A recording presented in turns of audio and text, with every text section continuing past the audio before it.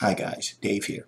Listen, a lot of times we used to find ourselves watching these YouTube videos to find out new information about products, specifically as vapor types. I'd imagine that's who most of my audience is people in the vaping world that are looking for some information on how to vape on the cheap, right? Because I'm a cheap bastard, and I'm really not a cheap bastard, but I like to save money, right? That's why I quit smoking. I wanted to quit smoking. I wanted to live a healthier lifestyle. And, let's be honest, I live out here in Hawaii. A cigarette pack is about $9. So that's expensive as shit. I don't want to pay that anymore. And I like saving money.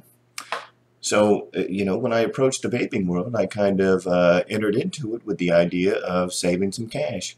Some of the things that I would consider like consumable items, they cost a little bit, but I've managed to find my way around that. I've dipped into DIY, which let me tell you, the markup on juice, this is where these guys are making money.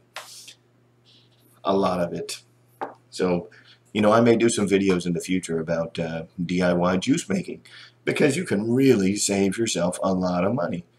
So if the overwhelming theme of a lot of my videos going into the future is how to vape on the cheap, I'm not ashamed of that, and you shouldn't be either, because I think that's why a lot of people start into the vaping world, is because cigarette smoking is getting a lot more expensive, the stupid government and all their taxes. We want to live a healthier lifestyle, and there's nothing wrong with being healthy and living cheap, saving a little money.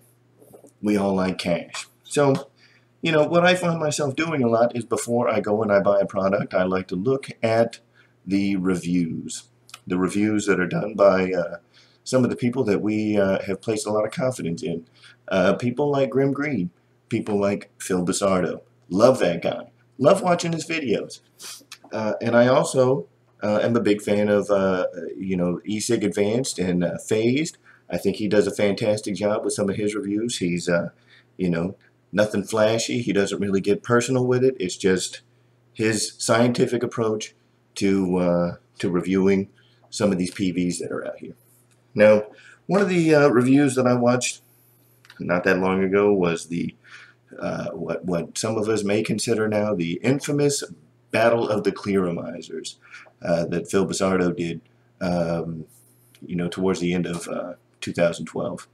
And that Battle of the Clearamizers declared this guy right here to be the winner, the fabulous Kanger T3. Now, what I think is that that these things are about 50-50. It's a give and take. So yeah, Phil Basardo, he got a hold of a Kanger T3 that performed fabulous. No doubt about that. But, let's get real here. A lot of these Kanger T3s are hunks of shit. And, the unfortunate part is that because we place a lot of confidence in guys like Phil Basardo, we go out and we buy these. And unfortunately, I bought 4 of these bastards.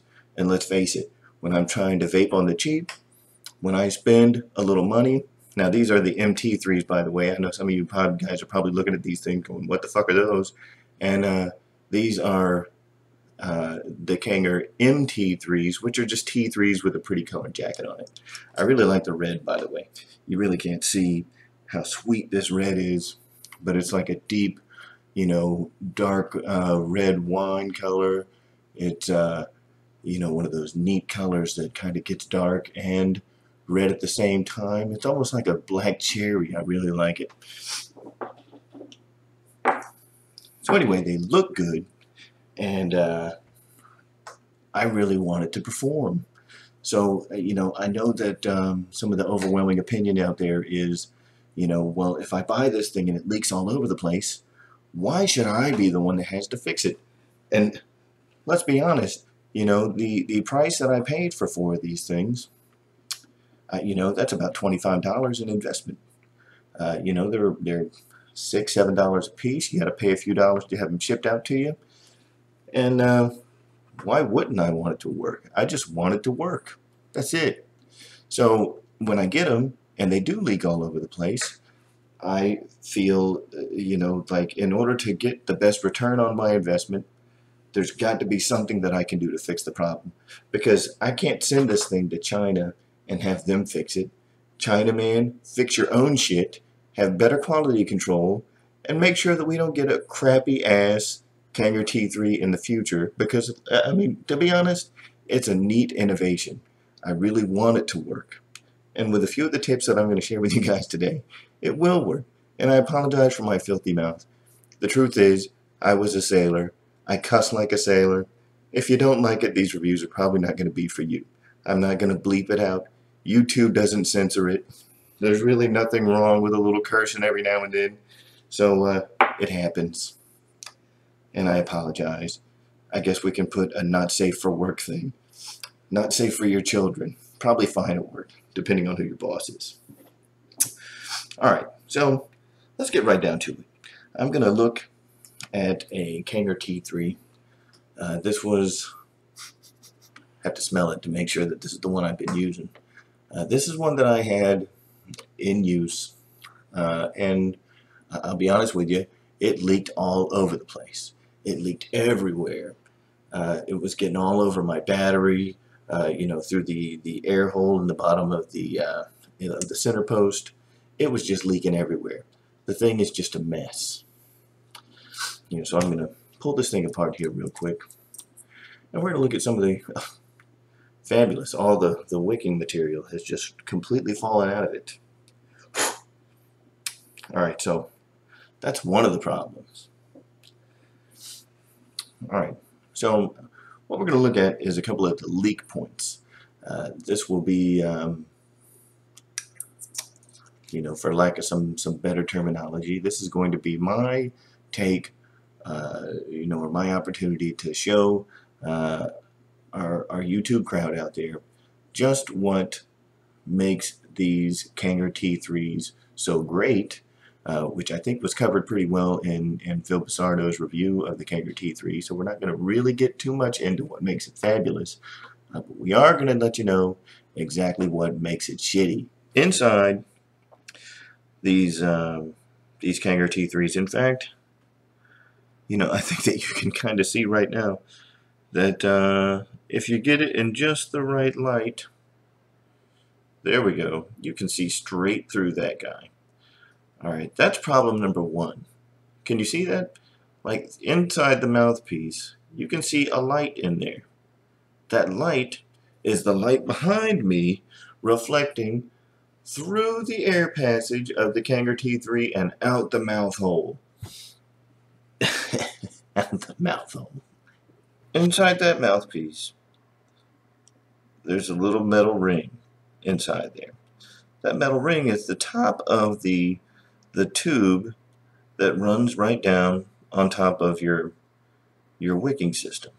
What we end up having is on several of these mouthpieces, apparently that tube was not flared out enough. And what I mean by flaring is if we take the top of the tube, we want the end of the tube to kind of look like a trumpet.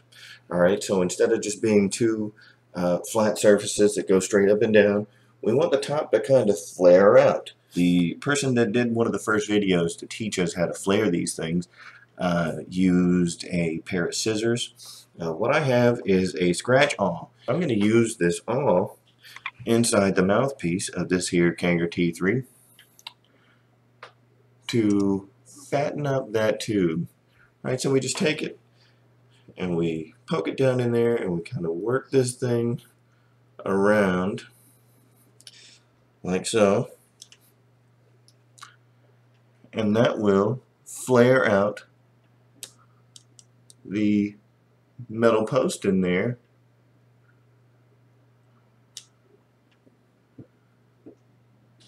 just enough where that will no longer be a leak point. Alright, because what that post is when it's not flared out enough, when it's just straight, it allows air to get from the mouthpiece into the tank. It just ain't right. Alright, so that will curb that. I'm not going to say it's going to fix it, but it will curb that. Alright, the next area that I think is a huge problem for these things is right now this doesn't have a wick in it. It does have a coil, but it doesn't have a wick. I actually pulled that out. But we can see right there we have a great big hole, and we already know that this thing is hollow. You can see right through it.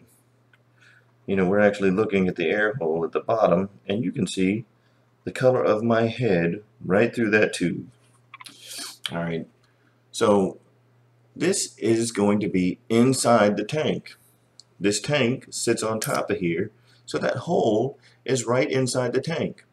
Alright, so unless your wick fills up that entire space, it's going to allow some passage for liquid to get from the top, because we already know that the top, that with the whole thing on there, we can see straight through that Kanger T3. So not only do we have a passageway out the bottom, but it's also vented. Alright, and you know, some of you people that know a little bit about waterways and things like that, plumbing, we know that when we vent a hole, like if we were to cover the top, it would probably stop it from leaking because it's going to have some type of suction on there.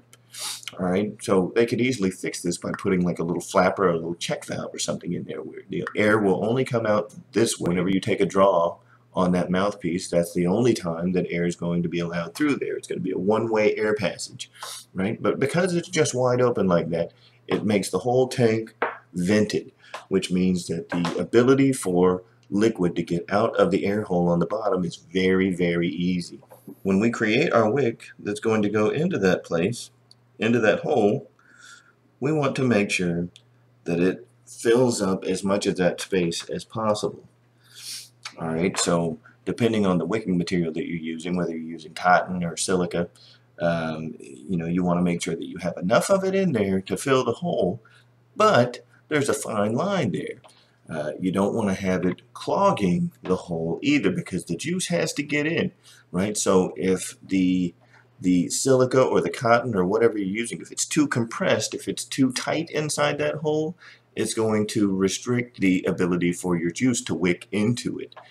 If it's too loose, it's going to allow it to flood, right? Which is going to, because it's vented all the way out the mouthpiece, it's going to allow that juice to just travel right on through this air hole and all over your battery. Alright, and that's what we're trying to avoid. Now, if you remember from our last video, we already built a coil with some wicks. And we're going to use that to re-wick this Kanger T3 right now. Alright, so some of you guys that watched my first video on how to use a machine screw to make a coil are going to recognize this wick that I have here. Alright, this is a wick and coil that I built using a machine screw. It's using 4 1mm silica wicks and a coil made of 32 gauge Kanthal wire. I like it. I think it looks good. This is 6 wraps of Kanthal 32 gauge wire. It should measure out to be around 2.5 ohms. You know, once we get it on a device. So this is what we got here. We're going to use this to rebuild this head assembly of the Kanger T3. Yeah, one of the first things that we have to do when we're rebuilding the wick and coil of this Kanger T3 is we have to get this tube off of the base.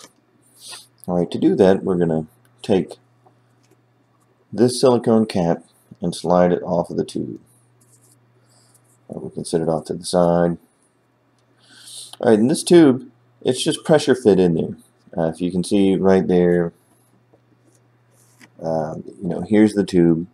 Here's the base of the tube, and then it's got like a collar that goes down into that little U. Alright, so you basically got 2 metal pieces here and on the other side that kind of pressure fit or friction fit this tube into there. So we can just grab it. We don't need any kind of special tools. As long as it's dry, it'll come right out. Wiggle it a little, and that tube pops right out of there.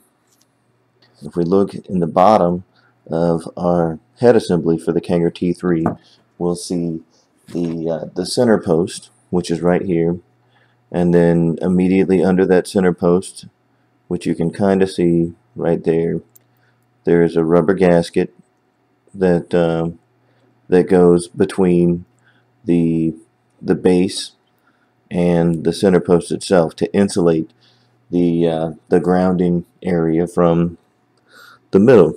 Alright, so we're going to take a pair of needle nose pliers here, and we're going to pull that center post out just like we would on a Vivinova. And it should just come right on out of there. There it goes. Alright, so I have that center post out.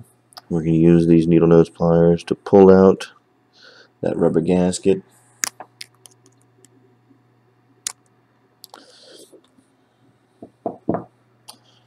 Alright, and there it is. The big wide open hole in the base of the Kanger T3. At this point, what we have is something that's very similar to the atomizer head on a Vivinova. Alright, so exactly the same way that we would do the atomizer head on a Vivinova, we're going to straighten out the two leads on our wick assembly, the wick and coil that we had already built. We're going to pass it through that center hole.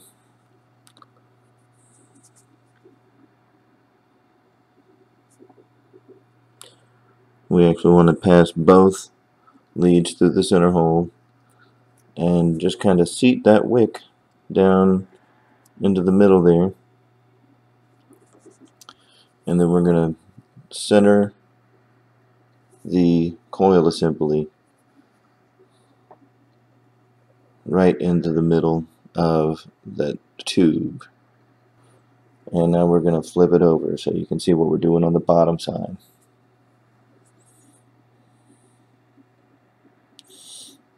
Alright, so on the bottom side, we're going to have two of the legs of the coil sticking out. You know, one of them is longer than the other. So we're actually going to make that one our positive lead.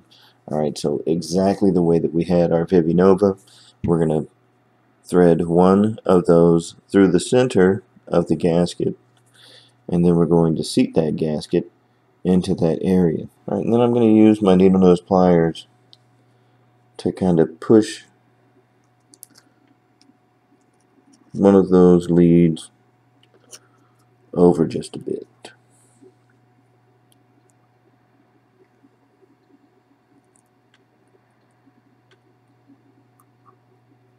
If you can see, what I did was I took the needle nose pliers and I took that second lead. I've still got my long lead that's coming out here that you can see, and that's the one that we're going to thread through the gasket. The other one I've pressed down into the base. Right, so I just took the needle nose pliers and I kind of made like a little Z bend right there. You can kind of see that when there's no glare. Right? So now I'm going to take our rubber gasket.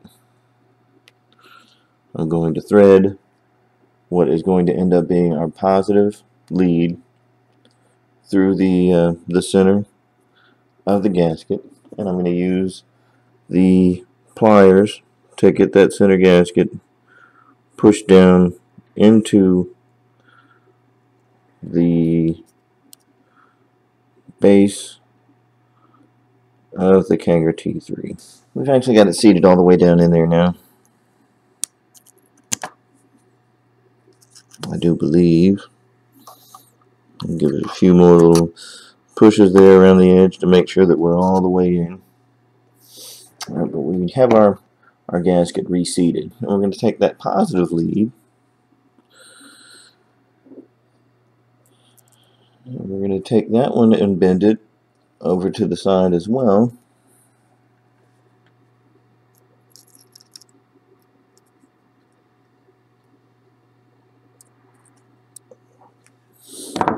Alright, so the same way we did for the negative lead, we're going to take the positive lead and bend it over and out of the way. Alright, now we're going to take the center post, which I have here, inside some needle nose pliers, and we're going to press that down into the center of the gasket which is going to sandwich that positive lead between the center post and the gasket.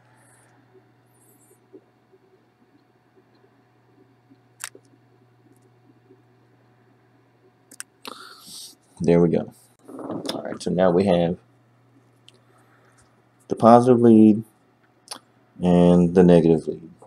We're going to get a pair of cutters down in there to cut those two off.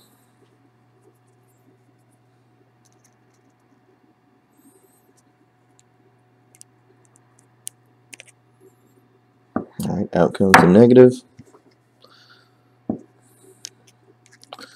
And now we're going to reach down there and cut the positive one.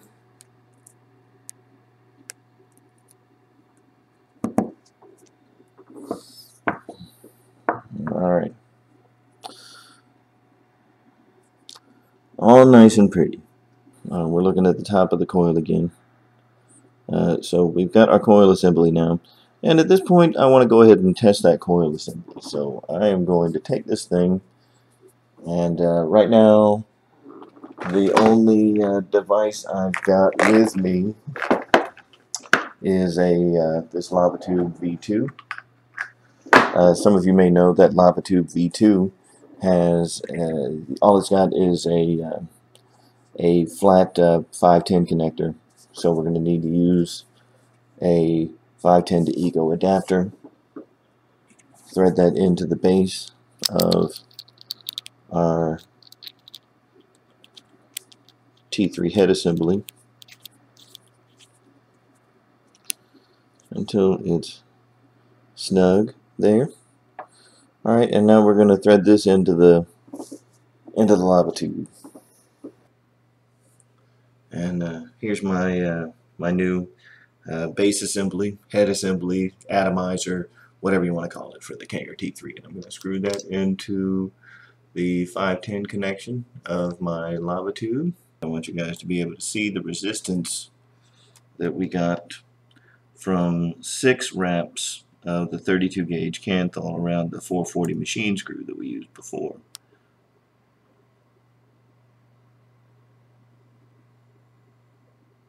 There we go.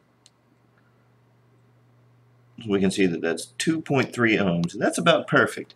That's really what we were shooting for, was 2.5 ohms. Sorry, we're getting back in focus. So yeah, what I was shooting for with this was 2.5 ohms. So around that 440 machine screw, we know that 6 wraps around the 440 machine screw is going to give us right around 2.5 ohms, which is perfect. That's exactly what I was looking for. Alright, so now that we have this thing on here, I'm going to grab a bottle of juice.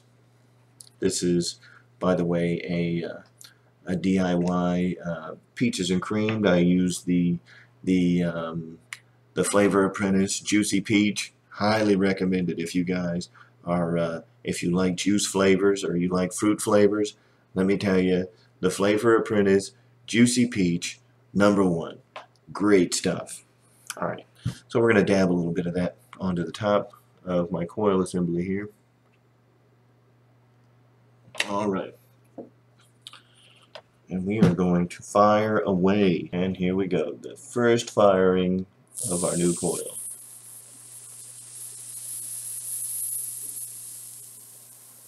Alright, there we go. I want to go ahead and pull this head assembly off, and we can reassemble our Kanger T3.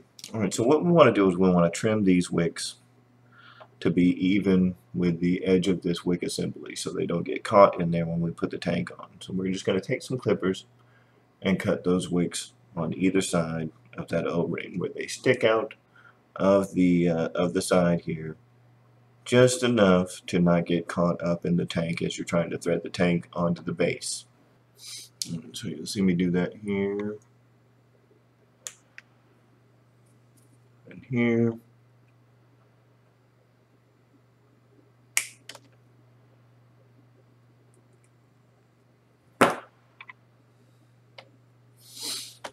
And now we have that base of the Kanger T3, and it kind of looks like it's got a little bow tie sticking out of either side of it. Alright, so as you can see across the top of there, just underneath that O-ring, we've got a couple of spaces. Alright, like right there, for example. Right here,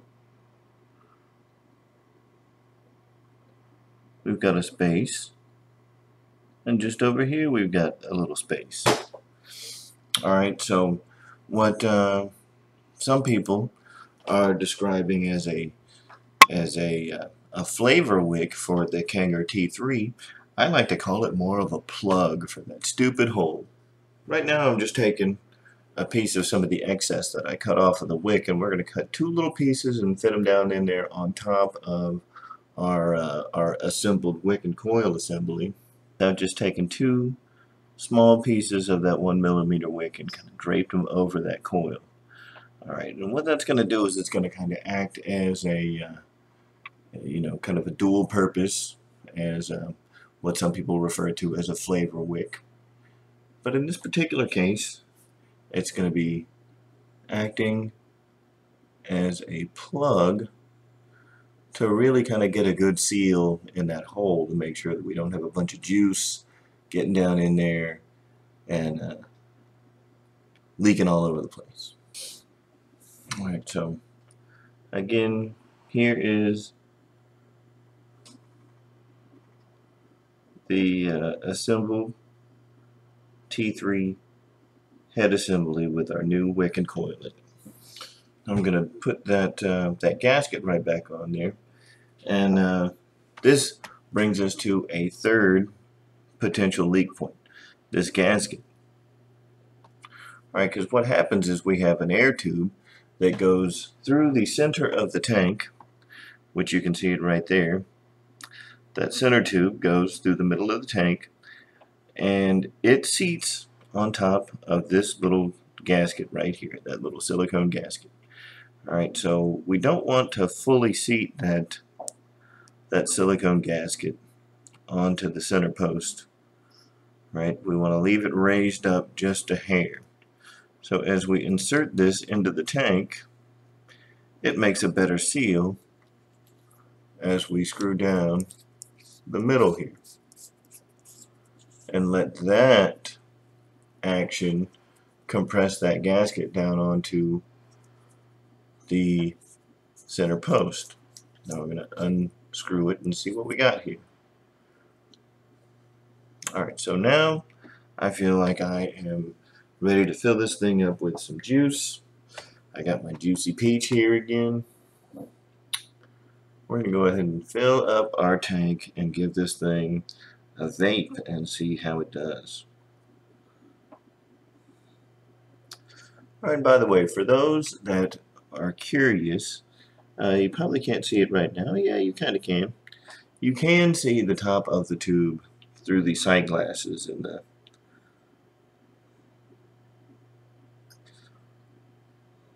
on the MT3s. Alright, so our juice level is rising up. And you don't want to go over the top of that air tube or you're going to have some issues. Alright, so we're good. We're loaded with juice. We want to put our head assembly back on. And go ahead and get her tightened down.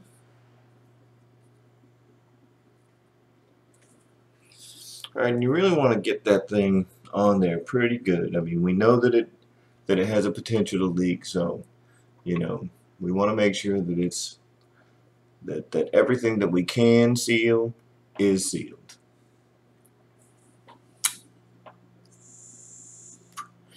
Alright, I was just taking a little drag on the completed assembly to make sure that the airway feels free with the new wick assembly in there. And it does.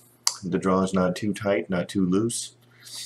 There's no gurgling or anything like that. So for now, I feel like we're in pretty good shape. I'm going to go ahead and put this thing onto the top of my trusty Lava Tube V2. This is the poor man's Pro Vari.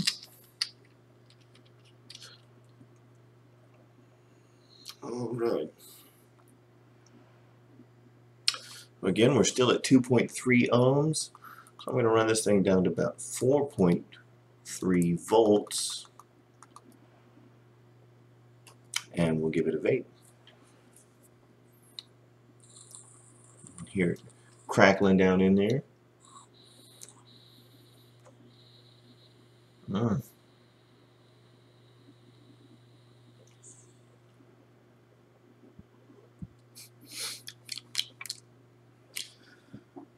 Pretty good.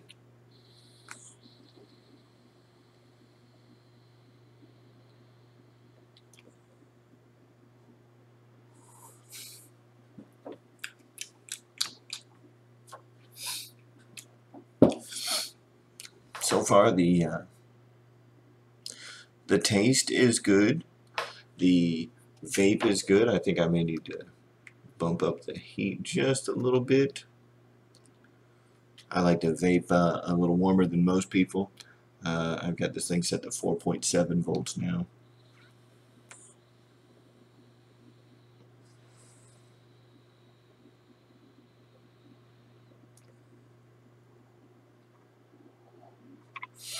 Nice. So it's got good vapor. At 4.7 volts, I'm starting to get a little more throat hit. Let's see. I mean, typically by now I'd start to see some leaking out of the bottom already, and we are as dry as a bone in there. So those are some of the things that I do to fix the infamous Kanger T3. Again, if you missed it in the beginning of the video, this is the MT3, which effectively is the same thing, same principle. You know, and I think that I've it can be accused of saying some bad things about these, because to be honest with you, I think that the concept is fabulous. You know, it kind of gives us that same vape experience that we get out of a cartomizer, where you know, the hole is at the bottom, the coil's at the bottom, it's position independent, we can put it any way we want, and that's one of the things that I really like about these Kanger T3s, is that we can have it sitting just like this and vape it and get a nice vape out of it. You know, but when we, you know, have so many issues with the thing leaking, it makes it just a pain in the ass. And you know, one of the things that I've noticed when it does start leaking, especially when it starts leaking through the air hole in the bottom, is that it starts altering the resistance value. Even though the resistance of the coil stays the same, it flubs up the resistance reading that you'll get out of your APV. So and that really doesn't affect folks that are using a variable voltage device or fixed voltage device as much as it affects the people that are using a variable wattage device. So as you get liquid down there and it starts altering the resistance value that your mod reads, so folks out there that are using like a VMAX or a VAMO, you know, any of the variable wattage devices, the new Vape, whatever that stupid thing is, all those things that have one button. You know, I think I've said a few times on the forums, I'm not a big fan of the ProVary because I don't like that one button interface. You know, but that Vape thing, not a big fan. The EVIC, all of our variable wattage devices. As soon as that resistance value starts changing, it's going to cause the voltage value to try to compensate for an increased or decreased resistance value, because it takes the resistance to figure out how many watts it's supposed to be firing at. So if you had it set at, you know, say 9 watts, if your resistance value gets doubled because it's wet between the top of the positive post of the mod and the center post of your atomizer, it's going to cause the voltage setting of the device to drop considerably, which is why you know, some folks that are out there that are using variable wattage devices with leaky Kanger T3s are going to get a really crappy vape out of it. my suggestion would be that if you are having leaking, it doesn't mean it's the end of the world. You can dry out your center post on your PV, dry out the top, and you still got some life left in it. As long as it's got juice in that coil fire, you can continue to vape it even with it leaking, even with it gurgling, doing whatever. It's still gonna perform. It's just not going to perform very well. And I would set your device from variable wattage over to variable voltage and put it at a fixed voltage. That way it's going to fire that coil at the same voltage regardless of whether or not there's any liquid down in there. Most of those devices are going to have short protection and reverse polarity protection, so you don't really have to worry too much about the mod or your battery. You know, the coil is going to fire just fine, even if it's got a little bit of you know, wetness down there. But you do want to make sure that you pay a little more attention to it at that point. You know, if you haven't been able to implement some of these fixes that I showed you in this video to your Kanger T3 yet, you could risk some damage to your device, especially if the liquid wells up inside the positive post of your battery or inside your ego connection and creates a short between the ground and the center post. I hope you guys liked what you saw today. You know, it's a lot of information. Again, I think when these things are working correctly, they actually perform really well. I'm going to take another vape on it.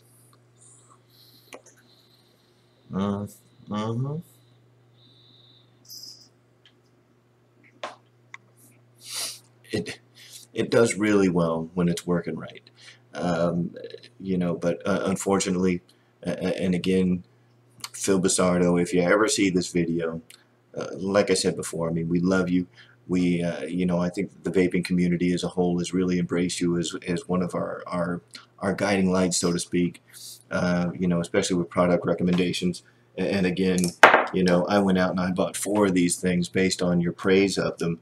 And I gotta admit, when they're working right, I do agree. I think that it's a fabulous clearomizer option for folks that still like using, you know, kind of that all-in-one atomizer, tank, everything all in one system.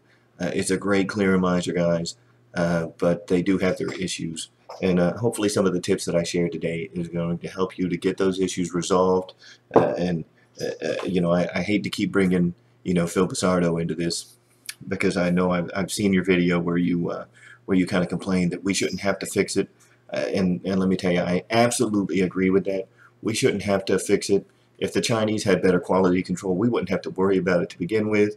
But the fact is that, you know, and I hate to single you out about it, but, you know, we did, we bought into them.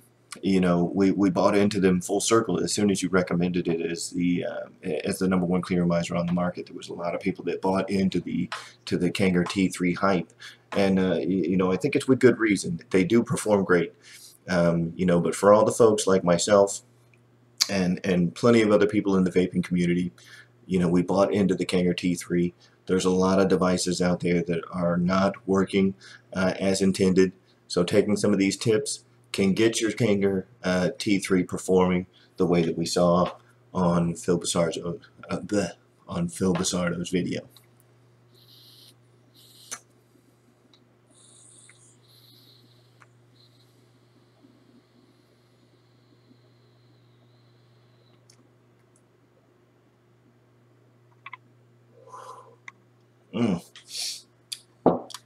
It does make an excellent vape when it's working right, guys. It's totally worth it to take the time, get your Kanger T3s working right. You know, $6 per investment. If you bought 4 or 5 of them, I mean, we've easily got $30 invested in these Kanger T3s. It's worth it to go ahead and get it fixed and make it work right. And once you do, you'll be totally pleased with it. It's an excellent device.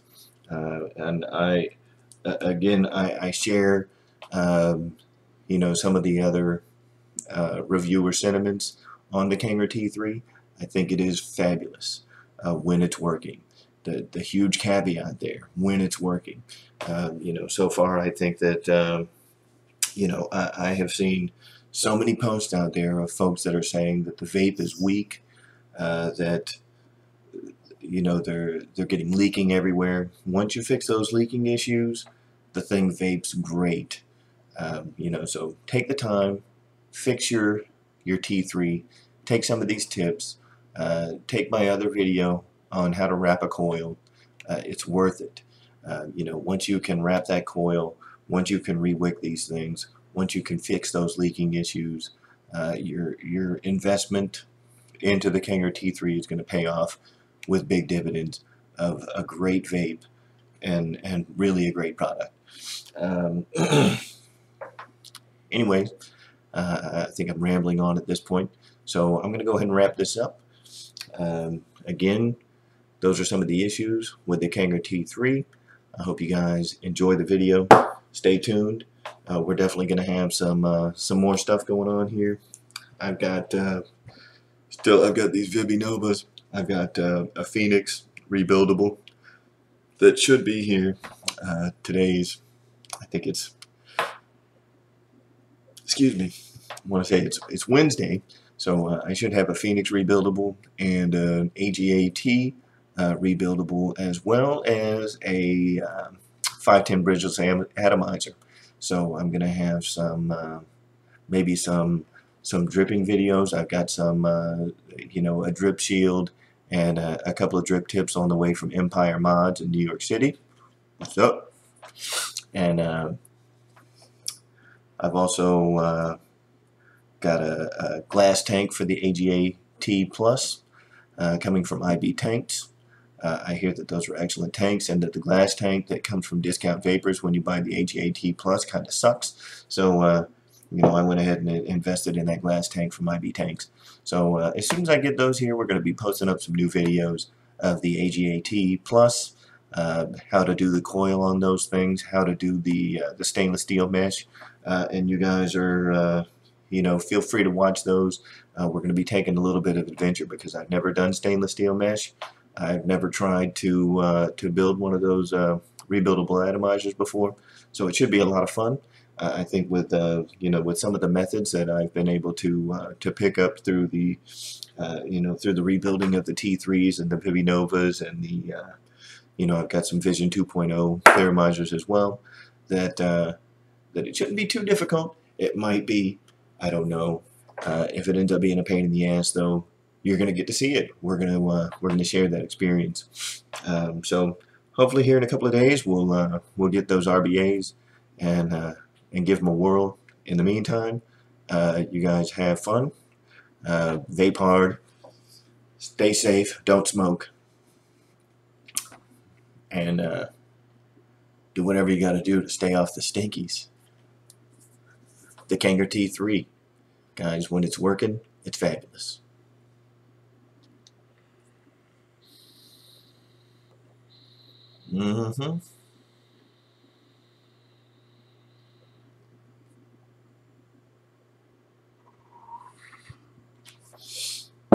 Fabulous.